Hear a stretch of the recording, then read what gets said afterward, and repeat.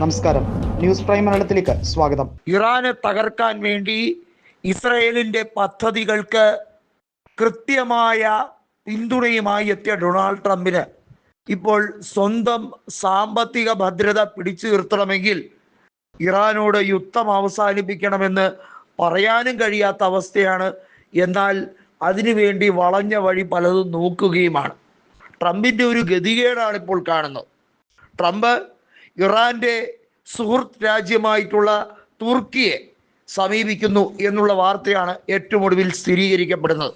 ഒന്നാലോചിക്കൂ, കൃത്യമായും Iran Arab രാജ്യങ്ങളിലെ അമേരിക്കയുടെ താവളങ്ങൾ ആക്രമിക്കുമ്പോൾ അറബ് രാജ്യങ്ങൾ അമേരിക്കയ്ക്ക് കൊടുത്ത ഒരു വിശ്വാസ്യതയുണ്ട്, അത് പൂർണ്ണമായും നഷ്ടപ്പെട്ടു.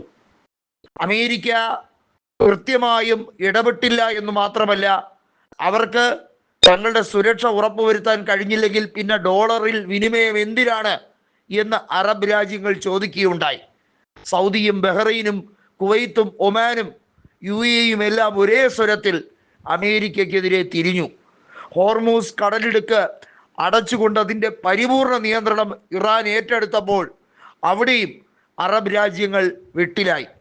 ഇന്ന് ഒരു ബാരൽ ക്രൂഡ് ഓയിലിൻ്റെ വില $61 നിന്നും കുതിച്ച് $100 കഴിഞ്ഞിരിക്കുന്നു. കൃത്യമായി പറഞ്ഞാൽ ഈ യുദ്ധം സാധാരണക്കാരൻ്റെ അടുക്കളയിൽ വരെ എത്തിക്കഴിഞ്ഞിരിക്കുന്ന അവസ്ഥയാണ്. നമ്മുടെ രാജ്യത്ത് ഇന്ത്യയിൽ പാചകവാതകത്തിൻ്റെ സബ്സിഡി എല്ലാം തന്നെ വെട്ടിച്ചുരുക്കാനുള്ള നീക്കമാണ് ഇനി കേന്ദ്ര സർക്കാർ നടത്താൻ പോകുന്നത്. അത് മാത്രമല്ല, കൊമേഴ്ഷ്യലായിട്ടുള്ള പാചകവാതകം ഇനി മുതൽ വിതരണം ചെയ്യില്ല എന്ന രീതിയിലേക്ക് കേന്ദ്ര സർക്കാർ കൃത്യമായിട്ടുള്ള ചില നിർദ്ദേശങ്ങൾ കൊണ്ടുവരുന്നു. ക്രൂഡ് ഓയിലിൻ്റെ വില കൂടുമ്പോൾ സ്വാഭാവികമായി ഇനിയും ഇന്ധന വില കുതിച്ചു കയറാനുള്ള സാധ്യതയുമുണ്ട്.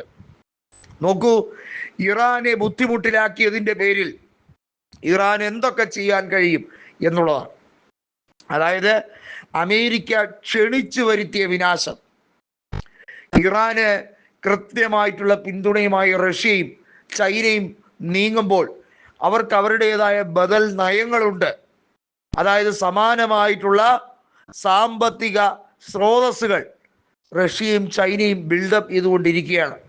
അവരുടേതായിട്ടുള്ള രീതിയിൽ അവരവരുടേതായിട്ടുള്ള കറൻസികൾ ശക്തി പ്രാപിച്ചുകൊണ്ട് പരമാവധി രാജ്യങ്ങൾ ഇനി ചേരിതിരിഞ്ഞുകൊണ്ടുള്ള രീതിയിലേക്ക് ഒരു വ്യാപാര യുദ്ധത്തിലേക്ക് നീങ്ങാനുള്ള എല്ലാ സാധ്യതകളും ഉടമ്പരി കൊണ്ടിരിക്കുകയാണ്. അപ്പോൾ അമേരിക്കയ്ക്ക് എങ്ങനെയും ഈ യുദ്ധം അവസാനിപ്പിച്ചില്ലെങ്കിൽ ലോകശക്തി എന്ന് പറഞ്ഞ് നടക്കുന്നതിൽ യാതൊരു അർത്ഥവുമില്ല. അമേരിക്ക ലോക പോലീസായി നിയന്ത്രിക്കണമെങ്കിൽ അവരുടെ സാമ്പത്തിക നില പതിവ് പോലെ ഭദ്രമായിരിക്കണം. അതുമാത്രമല്ല, അറബ് രാജ്യങ്ങളിൽ പ്രത്യേകിച്ചും ഗൾഫ് രാജ്യങ്ങളിൽ അമേരിക്കൻ ഡോളറിൽ തന്നെ വിനിമയം നടന്നുകൊണ്ടുള്ള നീക്കമായിരിക്കണം.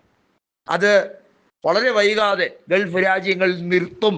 കാരണം അവിടെയുള്ള ഗൾഫ് രാജ്യങ്ങളിൽ പലയിടത്തും ഇറാൻ നടത്തുന്ന ആക്രമണം അത് ഇപ്പോൾ അമേരിക്കയുടെ താവളങ്ങൾ മാത്രമല്ല, സാധാ സിവിലിയൻസിനും പരിക്കേൽക്കുന്നു, അല്ലെങ്കിൽ അവർക്ക് നേരെ വരെ ആക്രമണം ഉണ്ടാകുന്ന സാഹചര്യം.